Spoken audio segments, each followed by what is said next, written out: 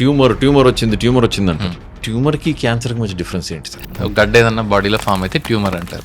Tumour can be cancer, can not be cancer. నేను chemo తీసుకుంటే cancer కంటే ముందు నేను చేస్తాను అన్న పుకారం ఉంటుంది sir. We don't know the truth. చెప్పండి దాని గురించి. నేను ఇంకో పుకారు కూడా విన్నాను. కీమోథెరపీ అనేది చాలా పెయిన్ఫుల్గా ఉంటుంది కదా, నాకు కీమో ఇచ్చారు మరి పెయిన్ ఏం లేదు, మీరు కీమో ఇచ్చారా లేదా, ఇలా కూడా అడిగారు పేషెంట్. కీమో అంటే ఏం చేస్తారు, ఆ వెళ్ళిన మందు ఎలా పనిచేస్తుంది, టార్గెటెడ్ థెరపీ అంటే ఏంటి, అది ఎలా పనిచేస్తుంది, అసలు క్యాన్సర్ అనేది ఎందుకు పుడుతుంది?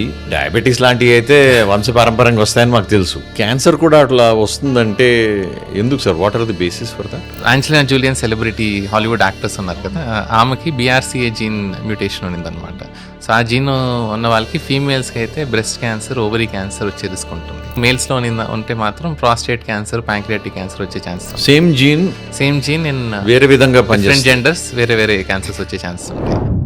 సో డాక్టర్ గారు ఏమైనా మాట్లాడితే మీరు జంక్ తినద్దు, రెడ్ మీట్ తినద్దు, ఇన్ఫ్లమేషన్ వచ్చేస్తుంది, లాంగ్ టర్మ్ ఇన్ఫ్లమేషన్ అయితే క్యాన్సర్ వచ్చేస్తుంది, ఇవన్నీ వదిలేయండి సార్. నాకు ఏం తింటే క్యాన్సర్ రాకుండా బతుకుతానని చెప్పండి సార్.